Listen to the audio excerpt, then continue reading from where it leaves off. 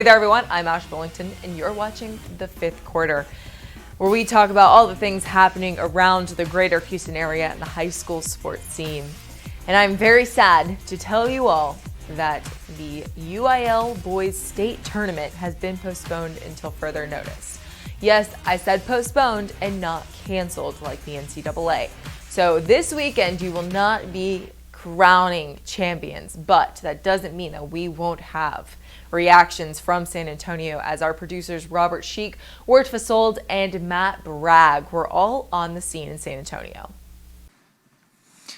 Thank you guys for joining us. As you know, earlier today we made the rather unprecedented decision to suspend indefinitely the Boys State basketball tournament due to growing concerns around COVID-19 and the coronavirus. Those of you who know us well know that this was a very, very difficult decision, a very painful decision for us, but one we felt was in the best interest of everybody involved.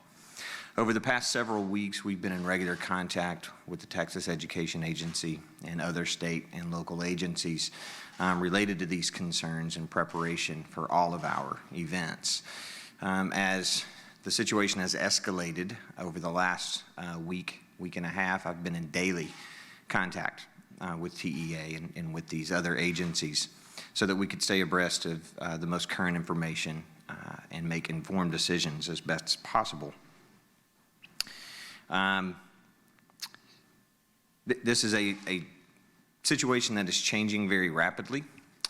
We will say that working with the Alamo Dome and their staff has been a pleasure. They have done a tremendous job in responding to the concerns related to the coronavirus, implementing a really well thought out mitigation plan that involved sanitizing locker rooms, literally wiping down and disinfecting every seat in between sessions in the arena, having extra custodial staff in the high traffic areas, wiping down the high touch surface areas regularly, sanitizing locker rooms after one team leaves before the next team is given access. So they've done a great job in their mitigation efforts. But unfortunately, we reached a point where we felt like suspending the tournament was, again, best for all involved. We realized that making this decision and the decisions we made prior to limit the number of fans in the building was not the most convenient for the communities here supporting these teams and for the state tournament fans in general. But we felt like it was the best we could do to do our part to help keep our great state healthy. We're working around the clock right now to develop contingency plans. I will tell you, it is our goal, it is our hope, it is our intention to complete this tournament at some point in the future. It is our intention to complete our other state championship activities and our academics competitions, music competitions, and athletic competitions whose seasons have not been completed so far. Once we have these contingency plans better completed, which we hope is in the very, very near future, we will be communicating out to schools on how we can address the rest of the school year and the rest of these seasons. Again, we have incomplete information at this point. We don't know what will happen next. This is an unprecedented event. It has escalated at a pace that is just different than any of us have experienced in the past. And so we will see. We will stay in touch with all of the correct agencies that we need to, continue to take the advice of the health agencies and Texas Education Agency and other agencies as we continue to address these concerns. So I'm happy to answer questions that you have at this time. Jamie, did something happen between this morning and early afternoon? Because you probably didn't want to play any games if you're going to suspend them after 4 games. Did something arise, stop it at 2 o'clock or whatever? Well, as developments continued to unfold, and as you know, this was happening at a breakneck pace. And so when you see, one of the questions I've received from some of the constituents is, are we just following suit with the other leagues? And that's really not what's happened. So it's not the fact that the NCAA or the NBA, for example, or Major League Baseball made some decisions to suspend play. It's the information on which they made those decisions that really impacted us.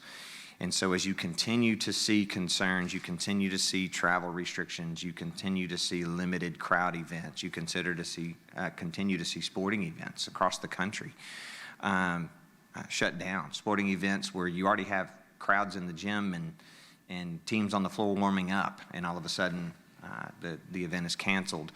It caused us to continue to work really, really closely with the agencies here in the state. And so it reached a point where we felt like this was the best decision. Don't forget to catch our extended coverage of the high school football season each week on The Warm-Up, presented by your local Houston area Geico agents. We will get you ready for all the action this Thursday on all our social media outlets. Watch Inside High School Sports to catch this week's Chevy Spotlight, brought to you by your Houston area Chevy dealers. Visit your nearest Chevy dealer to test drive their award-winning products. Welcome back to the fifth quarter. We have producer Robert Sheik on with us to talk about the atmosphere around the Alamo Dome yesterday. I mean, what was it like when these kids and coaches and fans all found out that the state tournament that they'd come for has been postponed? Yeah, there was definitely a real sense of disappointment and frustration, but at the same time, I realized and acknowledged that probably the right decision was made, that there's kind of a bigger issue at hand right now. And, the general sense and hope and optimism is that this thing will be able to get played at some point, whether that is in, April, May, over the summer perhaps.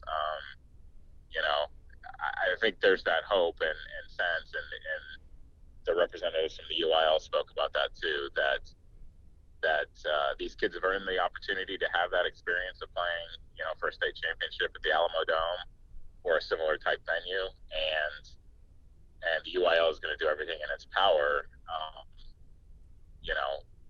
that is, to a reasonable extent, to make that happen. So, there's certainly a sense of optimism from the UIL standpoint, but I had a chance to meet with some players and coaches from Hightower at the team hotel yesterday afternoon before the team left, and it's definitely a somber mood. And these guys found out just 5 or 6 hours before they were set to take the court. So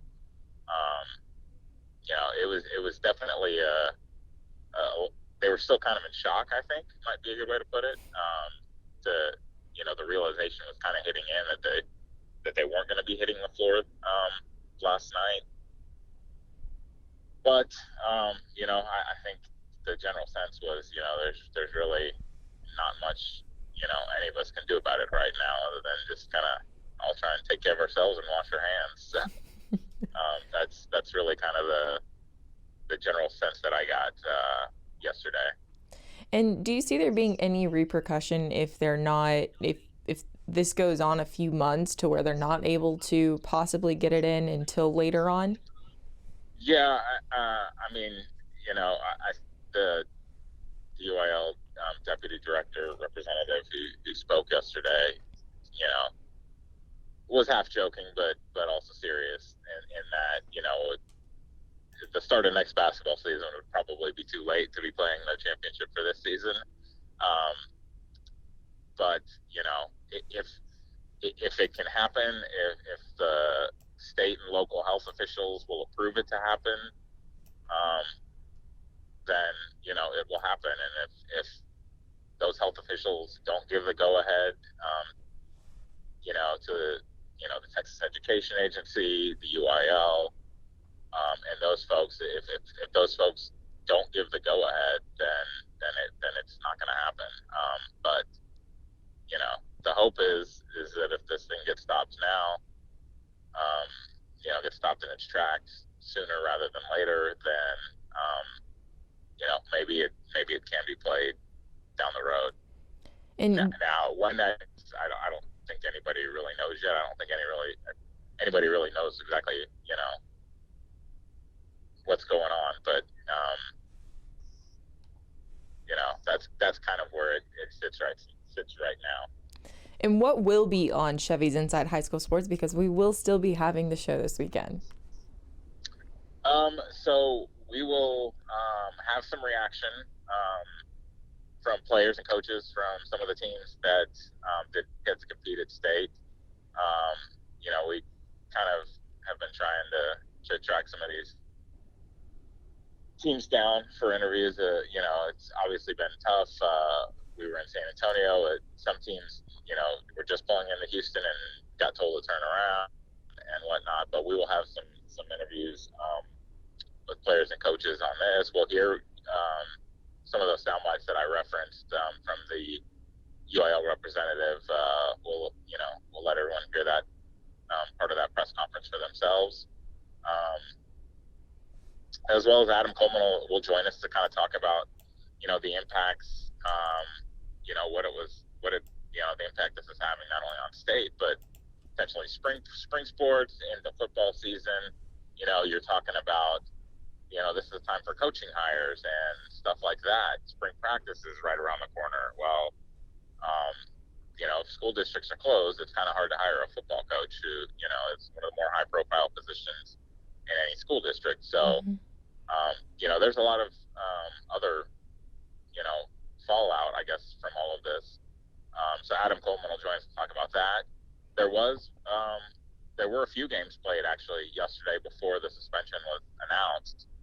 And so Cold Spring Oakhurst will be our Chevy Spotlight, and we'll have highlights and post-game reaction from the Trojans. Cold Spring Oakhurst losing yesterday to Dallas Madison, 90-73, but quite a season for Cold Spring. Really, really a community that was really, really proud of that team. The first time in school history to make the state. So very cool story there. And then we'll also have highlights from the Cy Creek girls in the 6A title game last Saturday night. That game started late. It was a little too late for our deadline to get to show up. So we will have highlights and post-game reaction from Cy Creek. The Lady Cougars, 41-1. What a remarkable season. Falling just short against Duncanville in the 6A state championship game last week. But head coach Jennifer Alexander has a lot to be proud of. That team played with unbelievable fight and resiliency, the entire state tournament, playing without Rory Harmon after a violation of team rules. And Kendall Hunter really kind of put that team on her back. And, that game last Saturday night, Cy Creek was down at times quite a bit, and never really – Cy Creek would fall down double digits, would climb back and get it to within 3, 4, 5 points, something like that. It seemed like multiple times, but Duncanville always had the answer. So, really good effort from Cy Creek, and we'll hear from the Lady Cougars on that. But yeah, tough finish to the season, but otherwise just a remarkable season for them. So hats off again to Cy Creek. Chevrolet's Inside High School Sports will still be on this weekend, and we'll have reactions from San Antonio as teams and families were already down playing games, getting ready for their first round of the basketball state semifinals, getting their reaction from those games, from the suspension of the tournament.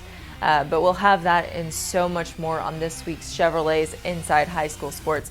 Once again, Chevy's Inside High School Sports will air on Saturday at 11 p.m. on KHU 11. Until then, I'm Ashley Willington, and thank you for watching the fifth quarter.